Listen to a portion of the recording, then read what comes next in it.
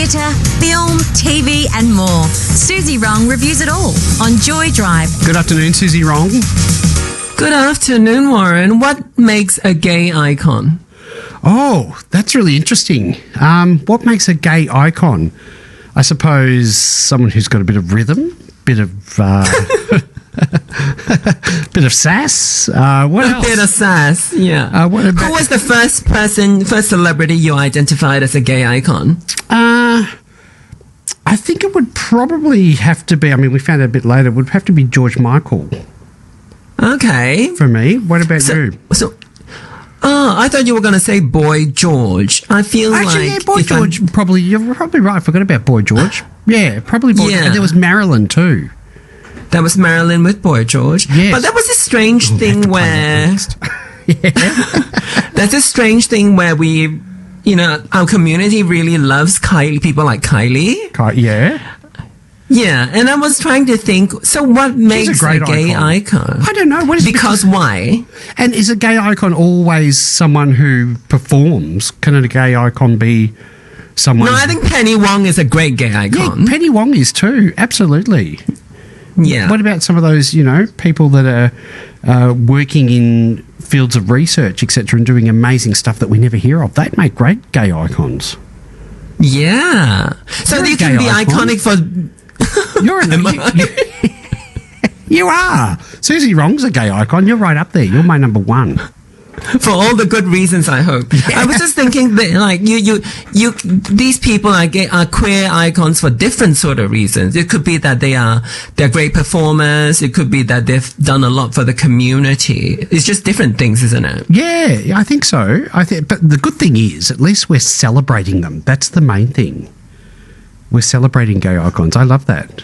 But what makes a gay icon? 0427 569 949. Let's open it up to the Joy Drive family. What do you reckon makes a gay icon? Do we say gay icon or do we say queer icon? All of the above. All of the above. What makes an icon?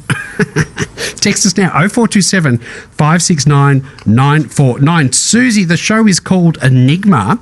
I didn't read up on it before I watched it, and I was expecting it to be about some sort of coding machine at the end of World War II, but it wasn't. It was far from it. It's far from it. What did you think of it? Tell us about it. The story begins when two young women became friends in Paris in the early 60s. They performed at the world's most famous cabaret that featured what were then called female impersonators, and stepped into their womanhood together at a time when gender-affirming surgeries were only at their infancy. Gradually, they grew apart, each becoming prominent figures in their own right, one in the UK and one in France. The new documentary Enigma, streaming on Max, is about April Ashley and Amanda Lear, and how the two carved out different lives in the 20th century as notable trans women. Both were outed by the press early on. April owned up to everything, becoming one of England's most famous, or more accurately, most notorious trans women, and in the process losing every prospect in what was going to be a successful modeling career. Amanda, on the other hand, denied everything and went on to sell millions of disco records all over Europe. Enigma is about two very distinct ways of surviving as trans people. April lived till she was 86 and witnessed the changing times, even saw the grand exhibition that celebrated her life as a pioneer at a museum in her hometown of Liverpool. Amanda is still thriving today, but continues to refute every suggestion that she's trans. We can think of their divergent paths as one woman embodying greater integrity than the other, but there is no denying that both emerged with dignity out of unimaginably difficult times. Enigma is, pardon the pun, a transfixing watch. Each character is as mesmerizing as the other. In fact, additional trans personalities popping up to provide testimonies too are completely beguiling. Filmmaker Zachary Ducker does a truly wonderful job of updating this valuable portion of trans history for more contemporary sensibilities, making Enigma especially meaningful to trans people today who need healthier perspectives of our collective past, providing examples of how we can be generous to all different methods of of survival. There are so few trans icons from that time, and Enigma does the best job in naming so many trailblazers, even if they do not wish to identify with the community. Warren, isn't this the most surprising film? Absolutely so surprising. Susie, I've got to admit, when I was watching it, I was getting frustrated with Amanda going, why? Like, it was almost, no, that's never happened. You know, it was the way things were denied. And I was thinking, what's wrong? Why are you doing that? And I was getting frustrated with it. And then when you see the story of April, I thought, I can see why you are denying everything or not confirming anything at all, because of the cost involved in being yourself and being authentic and revealing your true history. Look what happens. We saw, like you said in your review, we saw both sides. And with the case of April, everything was cut off completely. Couldn't get any work. It's so easy for us to be frustrated with Amanda, isn't it? It is. Even though you and I had lived through some of those times, not as far back as them, and we know exactly how difficult it was. Exactly. Yet watching the film, there is so much kind of annoyance. I felt so annoyed. I'm like, oh my goodness, Amanda, what's wrong with you? But the film explains so clearly why she acted, or she acts the way that she acts. It's funny that she hasn't been able to change, in accordance with the times.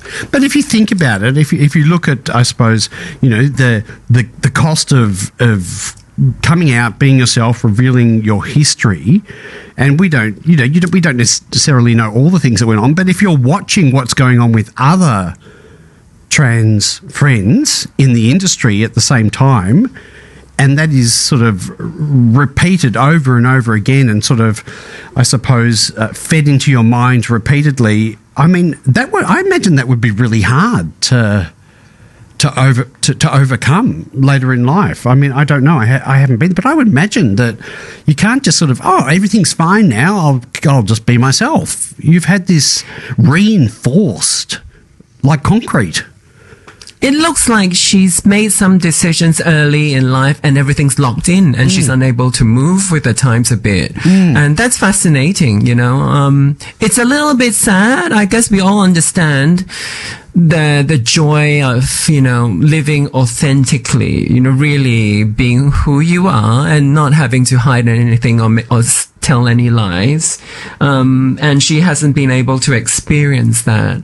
It's really, really moving towards the end of the film when the filmmaker tries to push and push. And the filmmaker really, really pushes hard for Amanda to admit at something at least, And then I guess that's when it shifts, right? You start to feel like, is that appropriate? Is that appropriate to make Amanda own up to something that she doesn't want to talk about? So I think the film is made so skillfully at the end there. You could see that the filmmaker addresses our frustration with Amanda by kind of doing the pushing that we, subconsciously wanted, and then also seeing that, actually it's not completely appropriate. So, Suzy, here's my question for you. If we look at, we've got April on one hand, who there was that cost. It wasn't there, that cost in terms of employment, opportunities, etc. And, I mean, that's hard to quantify, but it's a big cost for being yourself. Then you look at Amanda, and Amanda denied everything, denied that she was trans, but had an amazingly successful career. And I'm not just talking cost as in financial cost. Let's talk about energy, the work, how you feel. What do you reckon, Suzy, would be the hardest? Not being yourself and successful, or being yourself and not being as successful? Yeah. I think what the film does so well is to show that it's different strokes for different folks. You want everyone to be a certain way, but people aren't going to be what you want them to be. And we just have to understand that for most of the time, people have just do the best they can, whether or not it pleases you or not. And, and I think there needs to be there is a generosity there in the film that is a good example of how we can think about people within our community And then more importantly, perhaps how we think about our own lives and our own decisions. I think some of us might be very hard on ourselves, on not doing enough or not having enough integrity or not having enough courage and bravery to do everything that's right by the book for the community. But you need to have a lot of grace for yourself, that remember that you're human, and when you are part of this community, you have such difficulty to overcome, and you need to have the grace to say that, you know what, I'm far from perfect, and there are all these moments that I will bend to the pressure. I think, it's all about shame, secrecy, and survival, isn't it? Because there's a power, I suppose, in withholding parts of your story, but as we all know, it comes at a cost. And I can only speak personally. The years that I hid myself from people, the amount of energy that went into it. If I had to pull a figure out of my head, and I was sitting working in corporate world, and I was doing very well, but I reckon only maybe 60% of my brain was devoted to what was in front of me. Maybe 40% was ruminating over all this stuff that I had to hide at the time. So there is a huge cost to that. And that's what I wonder. What was the cost? Do you think it's better to, I suppose, what's the word I'm looking for? Risk that fame and that career, or be yourself? Suzy, would you be as famous? I doubt that Amanda would regret much of her decisions, because she, from what we can see in the film, she lives a very fabulous life, seems, wealthy the way she had wanted to be. The film kind of implies that there is a loneliness in her life, which I don't think they managed to provide a lot of evidence for. They were kind of implying that, maybe she doesn't have the sisterhood. True, she might not have a lot of trans people, queer people around her. Who knows? We don't know the truth, but I'm sure she's not lonely. She's a healthy woman in her 80s. She looks like, she lives in a country in France where people celebrate her all the time. She's constantly working. I doubt that she's lonely. So I think not just the money that she's ended up with, she seems to be wealthy, and a career that she can be extremely proud of. I think, even now she will look at her choices and compare them with April's choices, and she thinks, thank God I did what I did. Suzy, there's a weight that comes with representation, isn't there? Like April became a kind of, I suppose, symbol for trans visibility, whereas Amanda refused that role completely. I suppose, you're on the radio, you've got your podcast, you're across the theatre scene of Sydney. I've been up there and been out to the theatre with you, and everyone looks and says, hello, Suzy. Like, you're a trans woman of power out there in the community. Have you ever felt that pressure, I suppose, to represent the community when you just wanted to put your feet up and be yourself? I feel the pressure of doing the right thing for my community. I don't think representation is very much of it. Like, I don't feel pressure in how I present myself. or at least it's not a conscious thing. I do feel like sometimes there are things that are hard to do that I feel compelled to do because, I do have a certain amount of influence. And then I make sure I do the right thing. And those often those things are hard, and it's not just the trans thing and queer thing, but also, being an immigrant and being a person who's of Asian heritage. So those things, they are responsibilities, when I think about, if, for example, if people ask me to do a panel talk, people quite like asking me to go on panels to talk about difficult subjects. And I just think, oh my goodness, I'm going to be talking about the same thing that I've been talking about for years, and I'm going to come across as a crazy woman because for that moment I have to represent my communities in a really political, really passionate way. And, when you're doing that, inevitably you're going to come across a little bit insane because you're talking, you are speaking truth to power. You are rocking the boat a little bit. And, I don't want to come across like a mad political person all the time, but sometimes you have to do it. So, there are things that comes with the territory of having some influence, and some of it is difficult, but, there's so much pleasure in doing something that feels like you're gonna leave a nice legacy that's gonna help other people. The last panel I did, which was just like 2 weeks ago, a young person came up to me. He probably looked like he was 21, and, he said, "Oh, I've been reading your theater writing since I was, in high school sort of thing, and it's influenced my work.